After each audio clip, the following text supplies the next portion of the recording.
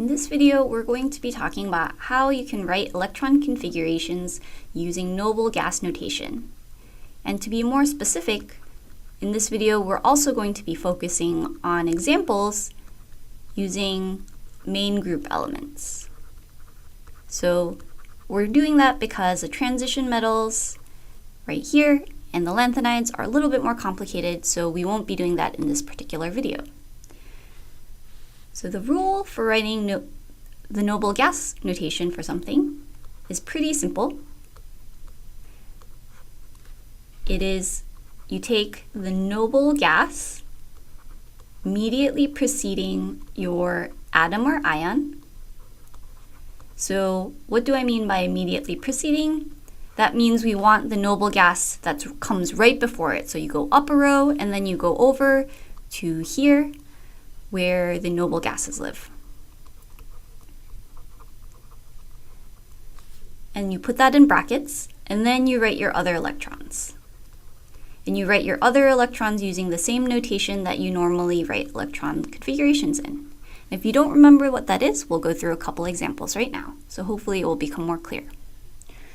So before we get started, I'm just going to remind you why we call the noble gases noble.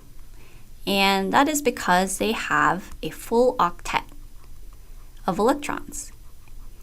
And so since they have a full octet, they're not very reactive. They have all of the electrons they want. And as a result, you will see in chemistry that a lot of chemical reactions will be driven by other non-noble gases trying to get a full octet. So the first example we're going to talk about and write the configuration for is silicon. Silicon is right below carbon in the periodic table, and we can write its full electron configuration just for comparison. So if we start up here with hydrogen, silicon has the electron configuration 1s2, 2s2, 2p6. So as a reminder, these are our s electrons because they're in s orbitals. These are our p electrons because they're in p orbitals. And then once we're through our 2p6 electrons, we go to 3s2. And we have two more electrons, so it's 3p2. So that's the electron configuration for silicon. Now we can write it out using noble gas notation and compare. So the noble gas immediately preceding silicon, if we go up a row and then move over, we see that it's neon. So we write neon in brackets. And then the other electrons are the ones that come after neon. So we go down, and the electrons that aren't included in neon would be our 3s2 electrons right here and the 3p2 electrons. So if we compare these two ways of writing our electron configuration, you can see that these electrons right here, so everything up to 3s2, 3p2, that gives us the electron configuration for neon.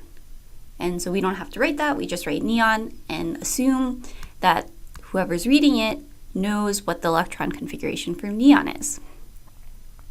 The other thing you might notice is that these other electrons here that we wrote outside of the brackets, these are our valence electrons. So writing your electron configuration this way using noble gas notation makes it really obvious where your valence electrons are and what kind they are. So that's helpful. We are going to go through one more example, and that will be calcium. So calcium is over here. And so we're not going to write the full electron configuration this time. We're just going to write the noble gas notation. So calcium, the noble gas immediately preceding it, we go up a row and then over, and we see that the noble gas is argon. So we write argon in our brackets. And then what electrons are not in argon? So we move down and we see that we have our 4 s electrons, and we have 2 of them. So this is the noble gas configuration for calcium. So does calcium have a full octet?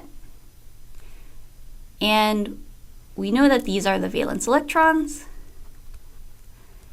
And we also know that if it did have a full octet, it would actually already have a noble gas configuration. So it would either have krypton or argon, and in this case, it turns out that calcium prefers to lose 2 electrons as opposed to gaining a bunch. It would be gaining 10 plus 6. So lose 2 electrons, and when calcium loses 2 electrons, it becomes the calcium 2 plus cation. And then we can write the electron configuration really short, or it'll be really short, because we know it's going to lose these 2 valence electrons, and then it will have the electron configuration, which is just the same as argon. And we can tell really easily looking at this that calcium 2 plus has a full octet. So one of the many pros of writing things in noble gas notation, besides the fact that it makes your hand less tired, is that it makes it really easy to see where your valence electrons are and whether or not your ion or atom has a full octet.